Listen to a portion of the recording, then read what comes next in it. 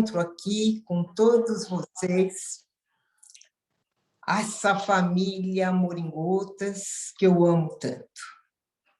E hoje, gente, o tema da noite é um milagre segundo o Espiritismo, e nós vamos falar um pouquinho também dos milagres de Jesus. E eu gostaria que todos vocês participassem, não só ouvindo, mas nos auxiliassem no dia de hoje. Por o tema ser um milagre, nós sabemos que os espíritos começam a trabalhar desde o início. A necessidade é muito grande, gente. Muitas pessoas doentes, nós sabemos, não só do corpo, também já começando a parte emocional, a parte psíquica, os desencarnados sofrendo muito, os familiares sofrendo muito, e nós temos um campo imenso que podemos trabalhar. Esse tipo de trabalho que nós vamos fazer na noite de hoje, normalmente costumava ser na casa espírita, mas agora nós sabemos que temos que cuidar do nosso corpo. O nosso espírito é livre, mas temos que ter essa distância. Mas o tempo passou muito e a necessidade foi crescendo tanto que a parte espiritual achou que poderíamos já começar a trabalhar e que todos têm condições de participar, não só, e trabalhar também. Aí vocês poderiam me perguntar, como seria, Leila? Como é que nós podemos trabalhar? Nós notamos nas casas espíritas, na hora do Evangelho, muitas vezes, muitas pessoas que doam o ectoplasma. Vocês já ouviram falar o que é o ectoplasma? O ectoplasma, gente, é um fluido humano. E o que quer dizer um fluido humano? Que só o encarnado possui. E esse fluido ajuda muito no campo da cura, tanto na cura do corpo, como na cura do perispírito. E muitos ali nem percebem que estão doando o ectoplasma. Nós temos um outro campo que nós podemos ajudar, através da prece. Aquele que tem e gosta de fazer uma prece, ele eleva espiritualmente e entra em contato com entidades superiores, e como o amor é quem preside a todos os atos da natureza espiritual superior, o doente também, com aquela fé que vai melhorar, que vai sarar, também ali se eleva. Muitas vezes acontece ali a cura. Existem ainda a possibilidade das nossas radiações mentais ou fluídicas. E nós aprendemos tão bem, aqueles que tiveram aula com seus tamates vão lembrar disso. As radiações mentais. Nós emitimos pensamentos, força, coragem, ânimo. E as radiações fluídicas, nós emitimos sentimentos, alegria, fé, esperança. Então, o quanto nós podemos ajudar a todas essas pessoas? E nós vamos lembrar de uma frase do Emmanuel. Ele diz assim: é grande a migalha, o poder da migalha. Quer dizer, às vezes a gente pensa, puxa, mas nós não estamos fazendo nada. E nós podemos fazer muito. Por quê? Porque todos nós trazemos a centelha divina dentro de nós, e que se chama amor. E é nesse nome do amor que nós vamos trabalhar na noite de hoje. Nós tivemos uma aluna e ela dizia assim, que a caridade é o amor em movimento. Então, vamos colocar este amor em movimento. Então, nós vamos começar falando dos milagres. Aonde, Leila, você encontra esses milagres? Na Gênese de Kardec, os milagres e os milagres de Jesus. Então, deixa eu começar com uma aguinha. Vamos lá. A palavra milagre significa algo admirável, extraordinário, surpreendente. A Academia Francesa definiu o milagre como um ato do poder divino contrário às leis conhecidas da natureza. Normalmente, gente, no pensamento das massas, envolve o milagre como um acontecimento sobrenatural. Por mais sensacional que seja o fenômeno, se tiver explicação, passa a não ser milagre. Se realmente uma pessoa estivesse morta, através de uma intervenção da ciência, uma intervenção divina, vamos começar com a divina, reanimasse, aos olhos do ignorante, é um milagre. Aos olhos daquele que tem conhecimento, é um acontecimento natural. Os séculos de ignorância foram cheios de milagres, mas não há dúvida nenhuma que existe um campo imenso que precisa ser pesquisado. Se vocês me perguntarem, o Espiritismo faz milagres? Eu responderei, não. O Espiritismo não faz milagres. O Espiritismo vem revelar novas leis e fenômenos que derivam dessas leis. O espírito nada mais é que a alma que sobreviveu ao corpo, é, portanto, o ser principal, pois não morre. O corpo é um acessório que se destrói. Existem leis que regem o princípio material, existem leis que regem o princípio espiritual, existe uma harmonia entre esses dois princípios. Assim sendo, espiritualidade e materialidade são duas partes do mesmo todo, ambas naturais. Durante uma encarnação, o espírito atua por intermédio de um corpo fluídico ou perispírito. O mesmo movimento se sucede após a desencarnação. Como espírito, e à medida da sua capacidade, ele faz o que fazia quando estava encarnado. Somente como não possui mais o corpo de carne, quando necessário, ele se utiliza de um ser chamado médium.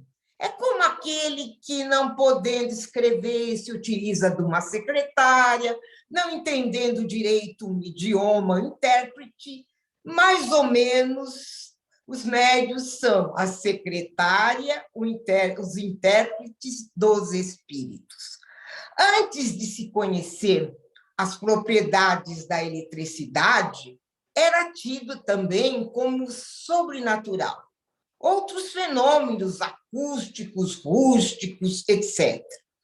O sobrenatural, na base do que não tem explicação, gera crenças supersticiosas.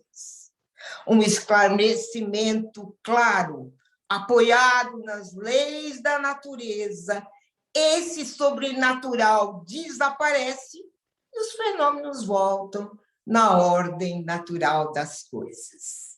Os fenômenos espíritas consistem nas diferentes manifestações da alma ou espírito, tanto encarnado como estado de erraticidade.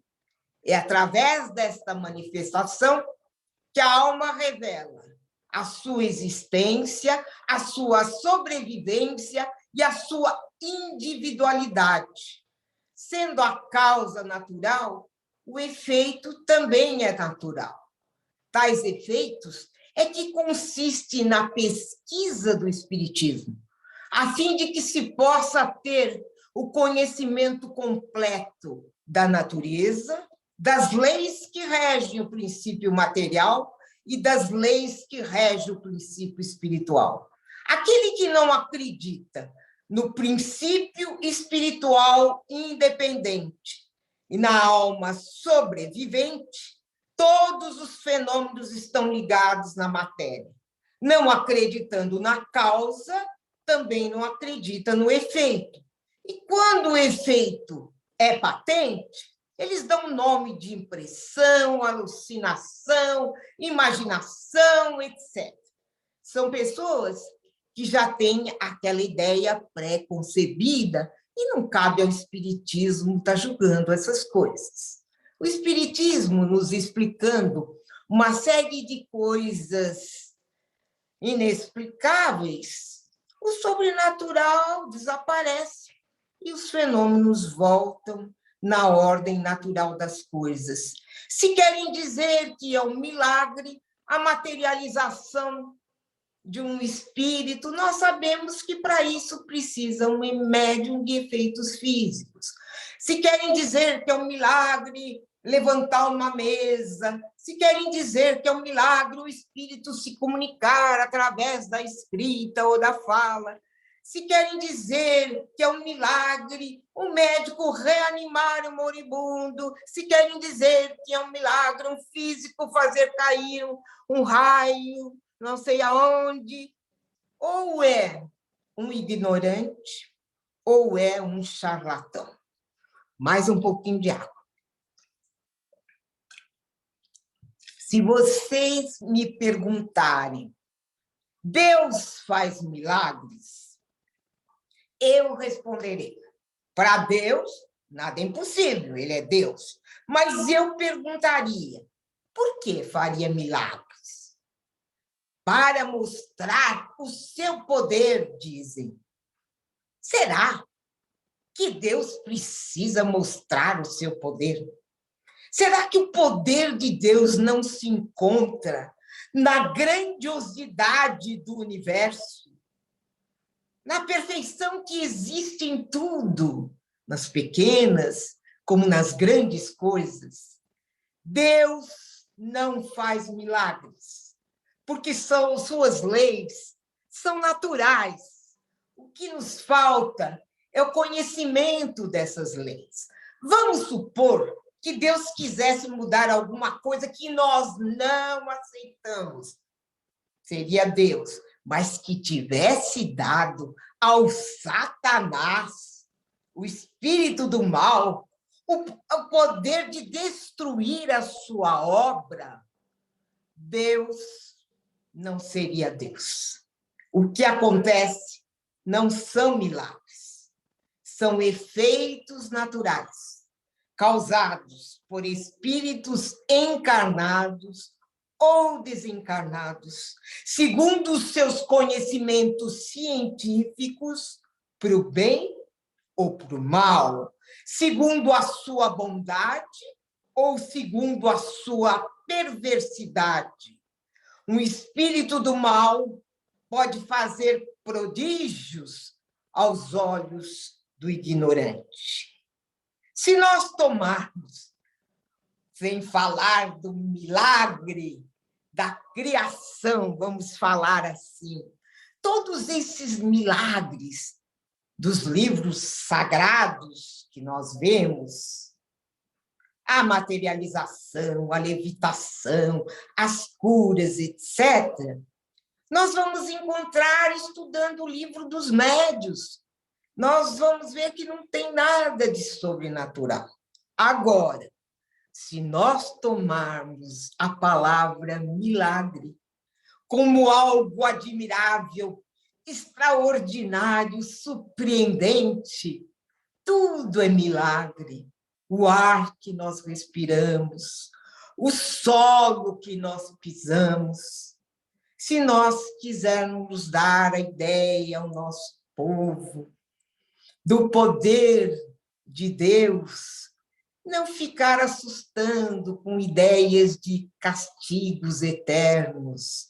Vamos mostrar a descoberta da ciência, a revelação das leis divinas, a bondade de Deus, velando por tudo e por todos. Nós vamos ver pessoas muito mais religiosas do que acreditarem numa estátua que cai sangue, efeitos físicos, lágrimas da estátua que também caem. E vamos mostrar para as pessoas que o mal não é obra de Deus, é obra do homem. E ele pode resgatar o mal que tenha feito. Existe uma lei que chama lei de causa e efeito. E nós vamos lembrar de Jesus quando nos disse: nenhuma ovelha que meu Pai me confiou se perderá.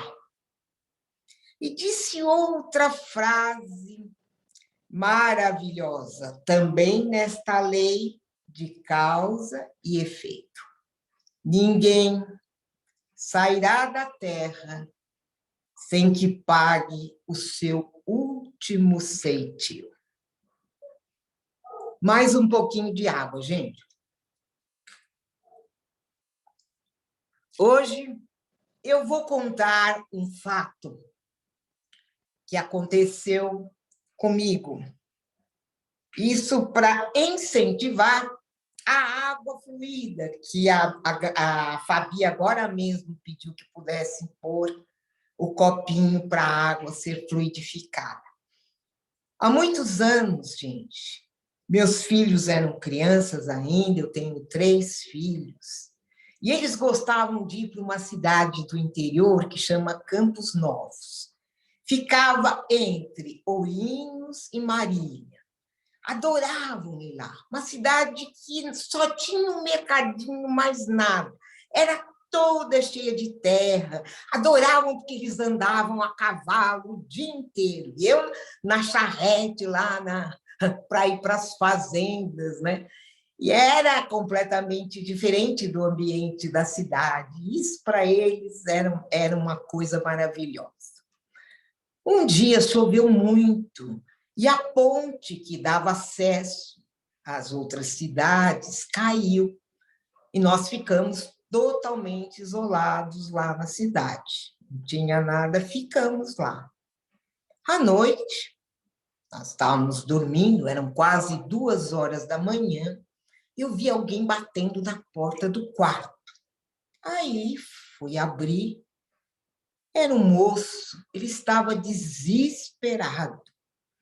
Ele falou: olha, a senhora me desculpe eu bater essa hora, mas é o seguinte, eu vi que a senhora tinha uma menininha que tem mais ou menos a idade da minha filhinha, e ela está com muita febre muito alta. Ela já teve 2 convulsões, nós demos banho, mas não adiantou nada. E nós estamos isolados aqui, não podemos ir para nenhuma cidade. Eu queria saber se a senhora não tem um remedinho para ajudar. Isso é muito perigoso. Ela já teve 2 convulsões. E eu falei: olha, espere um pouquinho, eu vou ver o que eu posso fazer. Se você puder me dar o número do seu apartamento, depois eu vou até lá.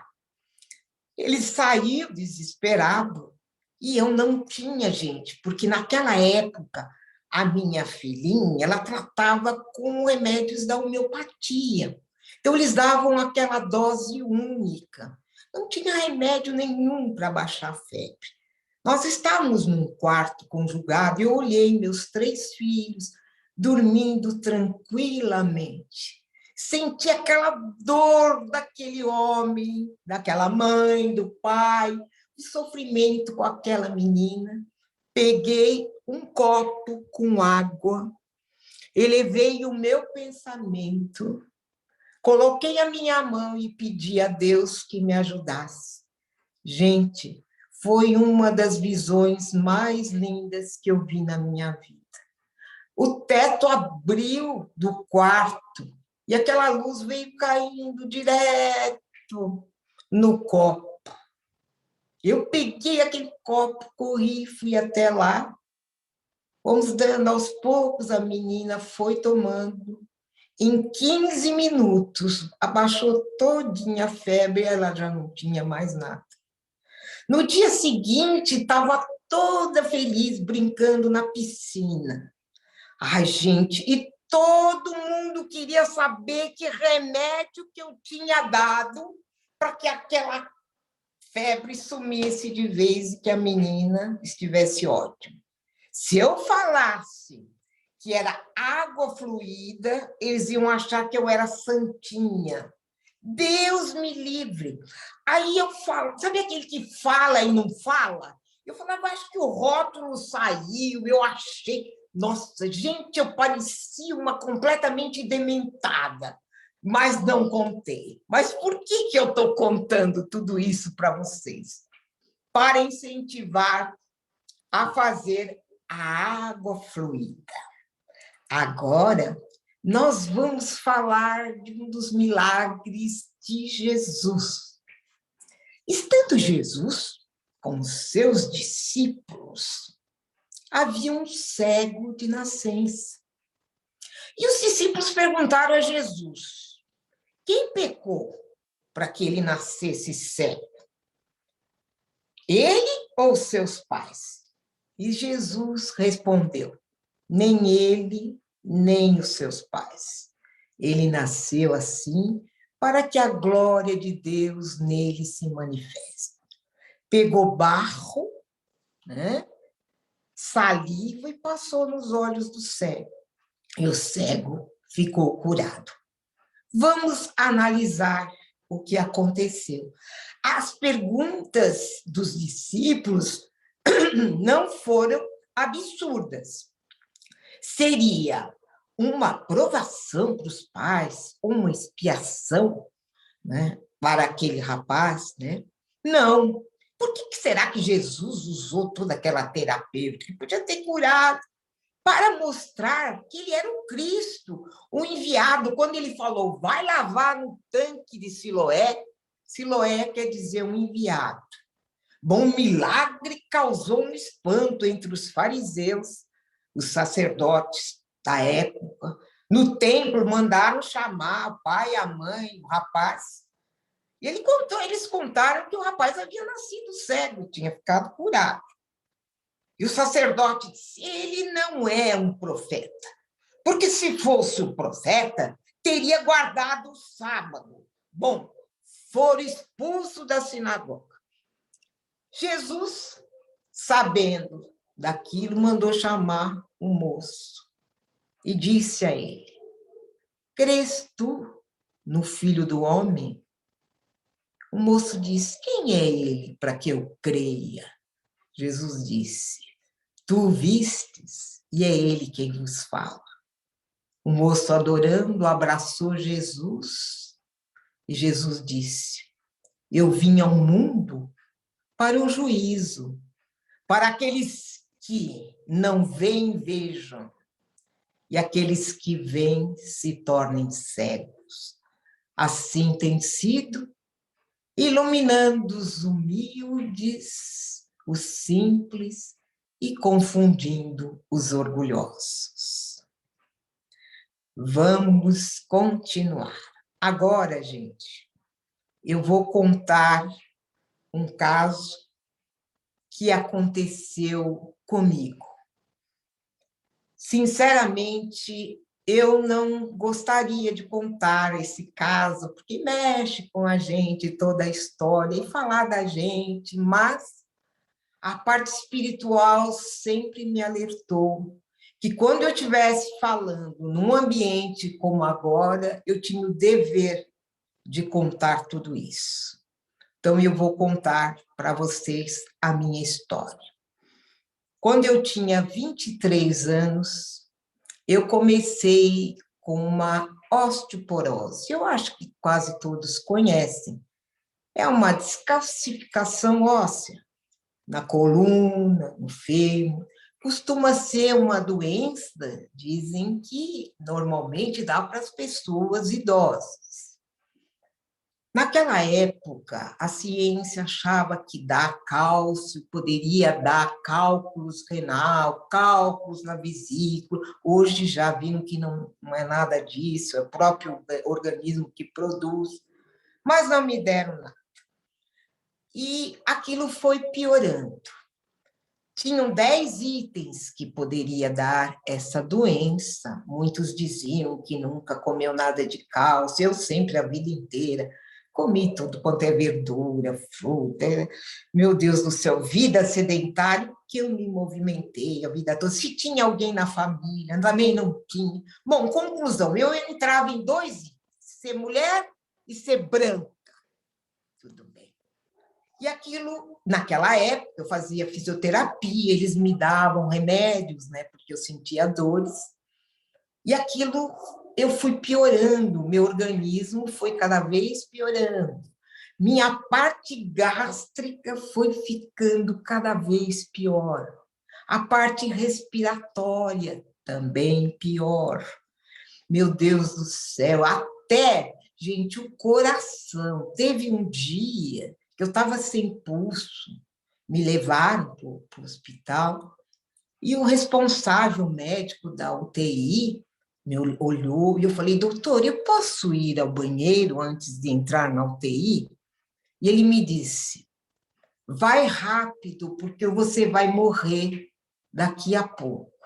Não morri, estou aqui falando com vocês.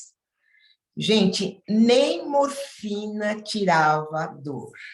Perdi 60% da massa óssea. Meus ossos trincavam através de um abraço ou qualquer movimento. Era enlouquecedor. Procurei 18 médicos, né? Tanto da medicina oficial como as alternativas. Ninguém me deu uma esperança. Levaram meu exame para os Estados Unidos, porque disseram que lá, a parte de ortopedia estava bem adiantada.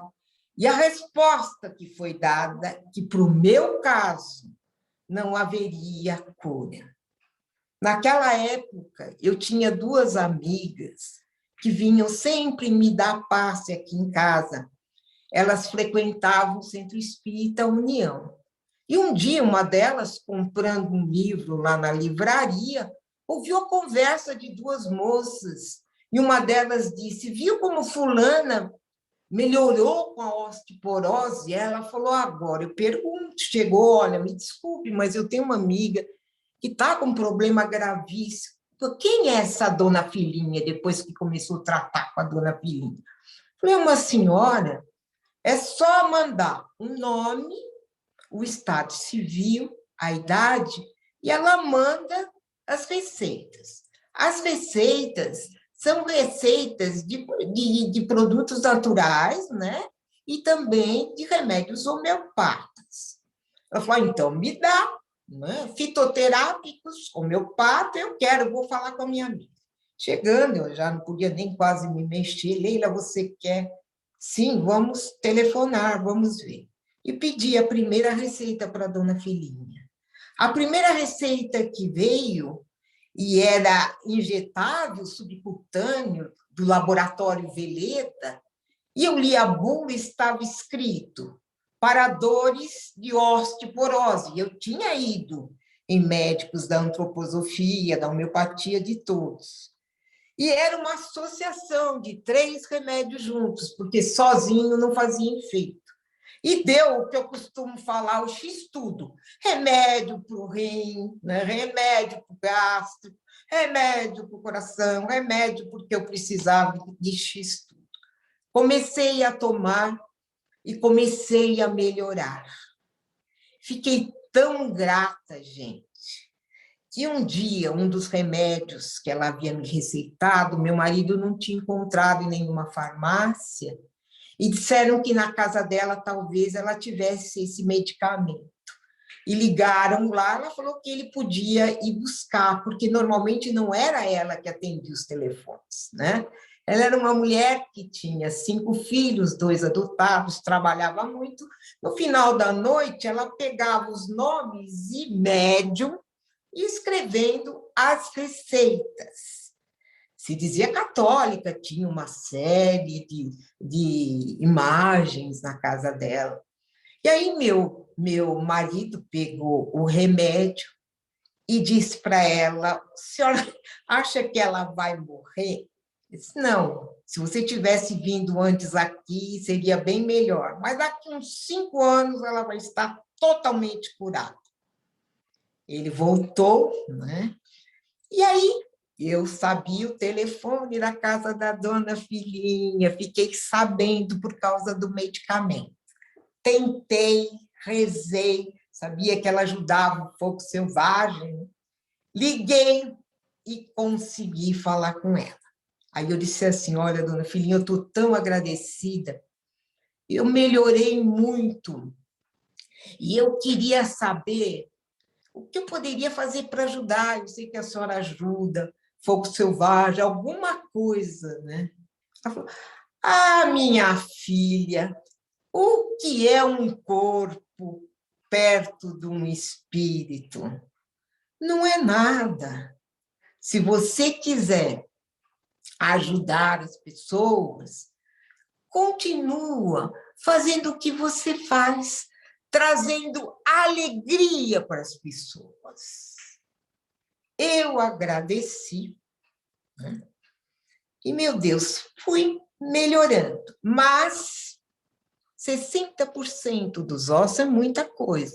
Eu tinha ainda dificuldade para sentar, tinha que ter almofadinha, não andava em qualquer carro, cuidado com os colchões para dormir. E aí a coisa aconteceu melhorando para mim. O meu marido, o Ademir, tinha um irmão, ele já faleceu, né? Meu cunhado, médico, o Osmar, casado, com 2 filhos. Um dia, um dos filhos, entrando com um carro, sem querer, foi bem com o carro na bacia da minha cunhada. E foi feio o acidente. Eu estou contando que ele era médico, porque ele conhecia muita gente. Tentou tudo quanto foi tratamento e não conseguiu. Mas aí disseram para minha cunhada que existia um médico, não médium, lá em Santo André, que fazia curas espirituais. Ela foi e ficou curada. E ela disse: Leila, você não gostaria de ir lá também para ver como é que isso fica? Eu falei: ah, sim, vamos, eu quero. Fui até lá. Como esse médico trabalhava? Um médico, um clínico geral ótimo. Ele também tinha sido desenganado com uma doença. Como ele ficou curado, ele teve a ideia de ajudar aqueles que precisavam muito, auxiliando com cirurgias espirituais. Essas cirurgias espirituais, nenhum encarnado presente, só a equipe espiritual. Eu fui até lá, contei para ele todo o meu caso, e ele disse: olha, Leila, você vai sofrer muito, porque a coluna é uma estrutura, os ossos que você tem, você vai ter muita dor. e eu não vou poder te ajudar, porque o que eles vão mexer é no seu perispírito, Leila. E mesmo assim, você quer fazer essa cirurgia? Falei, quero. Como era a preparação dessa cirurgia? Em uma semana, em horário determinado, um copinho com água, a gente abriu o evangelho e a parte espiritual já ia colocando medicamento na água, eu ia tomando. No dia determinado, eu fui deitar cedo, como havia, coloquei até uma musiquinha, e eu, como tenho mediunidade, eu via quando eles chegavam, eram 3, de uma bondade, de um carinho imenso, né? Os trabalhadores do bem, do anonimato. Aí, deitada, eles me deram como se fosse uma anestesia. Aquele que já tomou a pele dural, sabe como é? Começa a amortecer toda a perna, os dedos, tudo. Aos poucos eu fui perdendo todos os movimentos do corpo. Cabeça, ótimo. Aí eles começaram a trabalhar. Eu sentia que mexia, e com aquela musiquinha, tinha horas que eu me emocionava, eles conversavam comigo, me acalmavam. Levou mais ou menos umas 2 horas a cirurgia que foi feita. Aí, por que eu estou contando para vocês? O que eles me disseram? Eles disseram assim, agora vai depender do seu organismo reagir ou não. Mas tudo isso, no futuro, para você não vai ser novidade. Mas a hora que a ciência descobrir a importância do perispírito, tudo vai mudar. E as cirurgias, Leila, serão feitas como foi feita agora. Você no seu quarto, ouvindo a musiquinha, sem precisar de ninguém encarnado. Eu me emocionei muito. Eles foram embora, eu vi quando eles saíram, meu marido ficava fazendo o evangelho na sala, né? Quando eu voltei no dia seguinte, eu não conseguia andar mais. Era tanta dor que eu não conseguia. Era ir até o banheiro e voltar a si mesmo com uma dificuldade imensa. Levei uns 10 dias para começar a melhorar. E, de repente, eu comecei a melhorar muito. Gente, vocês não sabem. O dia que eu coloquei um tênis, a festa que eu fiz, e falava para o meu marido, tira foto, eu já ponho um tênis. O dia que eu pus uma calça jeans, que festa! Põe a calça jeans, tira foto. Porque, para mim, eu comecei a dar valor tudo, pequenas coisas. E aí, como eu estava melhor, nós sempre viajávamos, antigamente, para o Circuito das Águas, Serra Negra, Águas de Lindóia, né? E aí, vamos, Leila, vamos para o Circuito das Águas, você agora está melhor, podemos ir. Lá fui eu. E lá, gente, eu dançava, comecei a dançar, porque, sabe, eu sempre gostei muito de música. Dançar, eu conheci meu marido com 15 anos e ele com 16, dançando. Nós dançamos tudo que vocês podem imaginar, nós dançamos, sempre gostamos. E música, eu desde criança tocava piano, aula de violão, cantava. Então eu dançava e cantava. Todas as músicas eu conhecia. E aí o maestro que tocava falou, ai, eu precisava pegar ela para cantar. Aí meu marido falou, pega, põe o microfone. Eu não sou, pelo amor de Deus, morrendo de vergonha, tira isso, não pega. Eles foram tentando semanas e semanas, até que um dia eu resolvi pegar e cantar. E aí o maestro falou, quer trabalhar comigo? Eu falei, meu Deus, eu não sou cantora, eu moro lá em São Paulo, não, né, não sou profissional. Ele falou, olha, meu filho está muito doente, eu estou sem dinheiro, eu preciso trabalhar. E eu não tenho, eu sou o instrumental, não está dando, eu preciso de uma cantora. Arranjei uma que bebia, não ia, a outra não entrava no tempo. Vamos trabalhar. Aí eu falei, ai meu Deus, acho que não vai dar, vamos tentar. Comecei a tentar. Ai, gente, deu tudo tão certo. Nossa Senhora, comecei a gravar o primeiro CD e lá vinha um monte de gente, assim, naquelas excursões. Quantas vezes eu ouvi, você traz tanta alegria para nós. Aquilo me vinha, aquela voz da dona Filhinha falando que eu iria trazer alegria para os outros.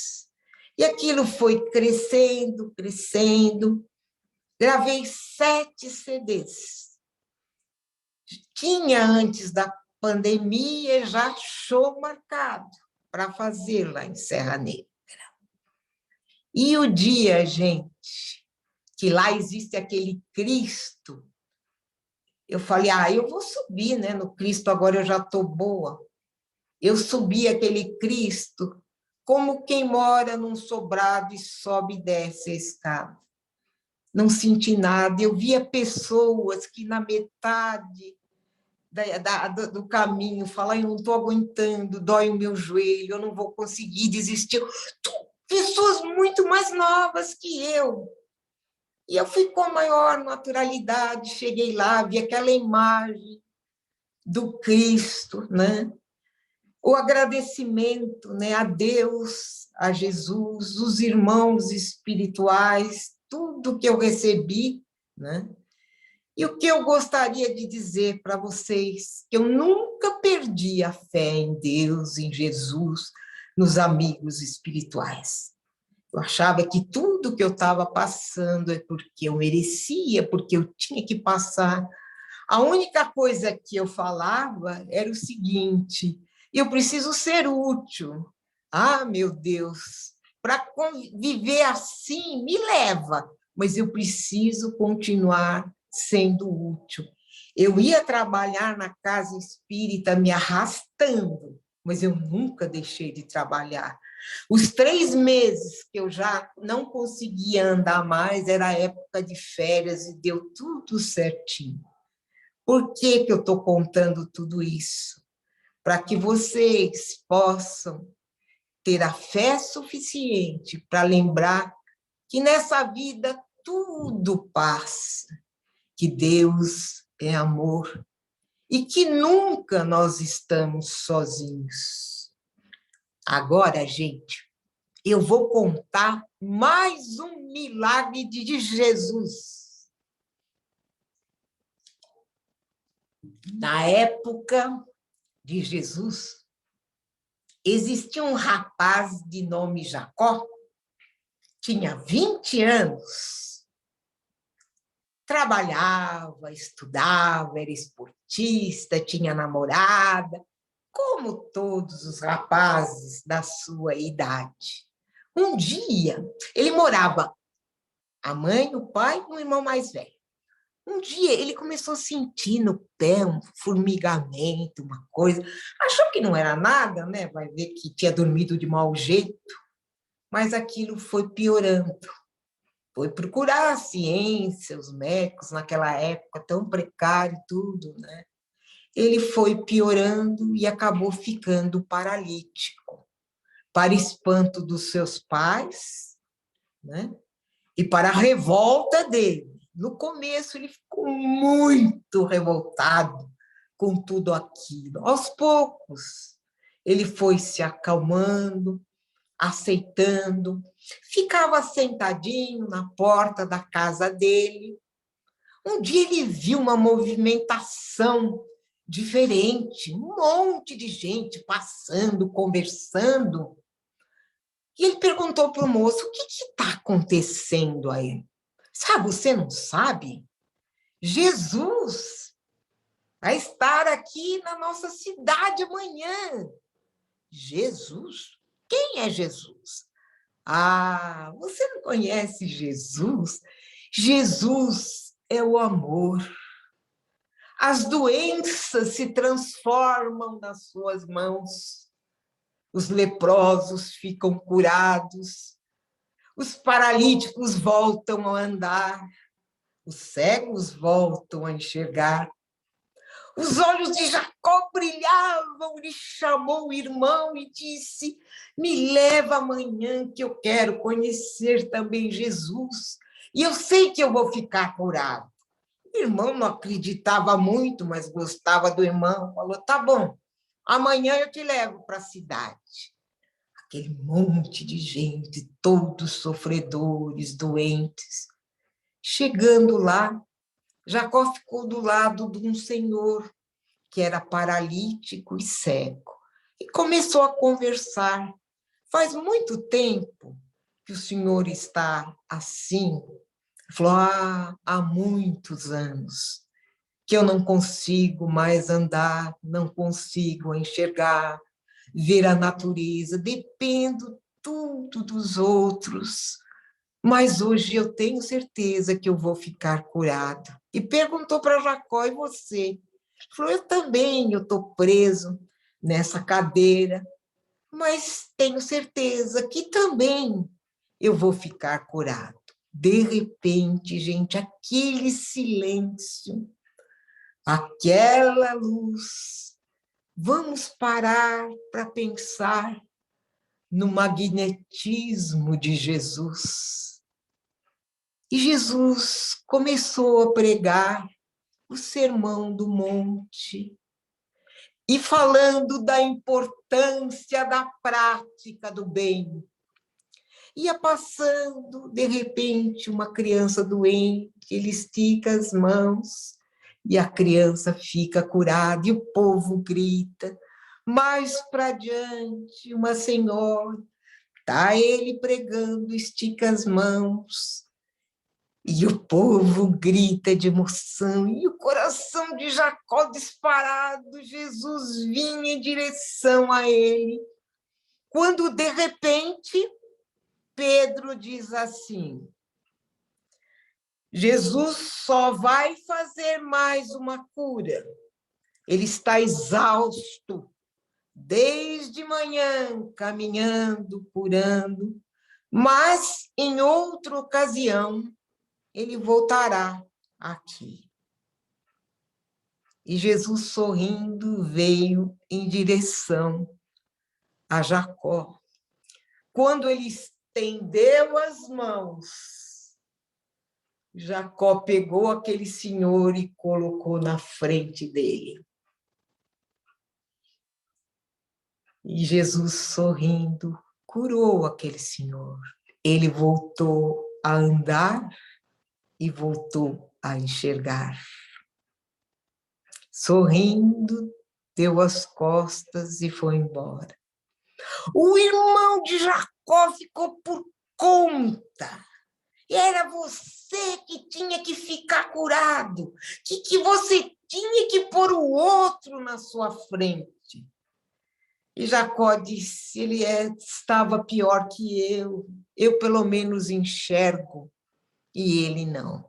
Pegou aquela cadeira de rodas, foi rápido, chegando em casa, quase jogou o irmão de tanta raiva.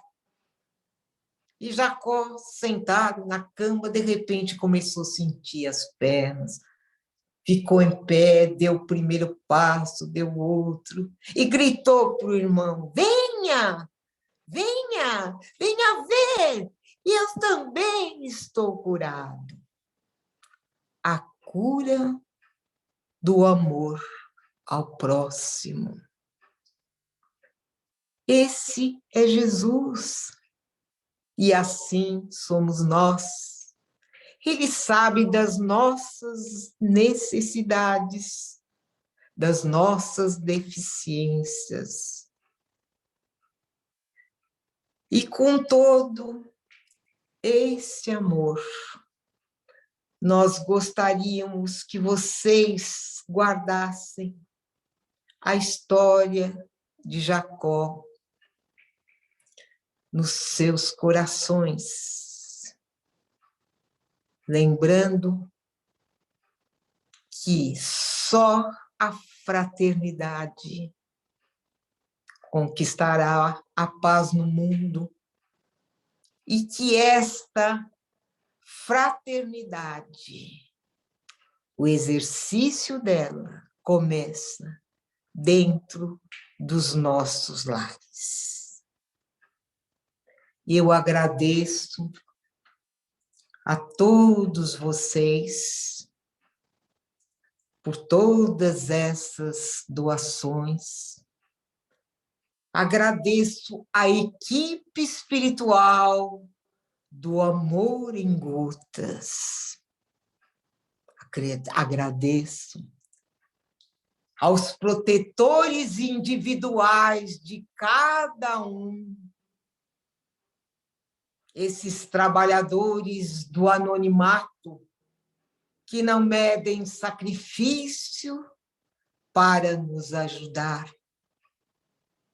Agradeço também a todos os desencarnados pelas doações que foram feitas na noite de hoje.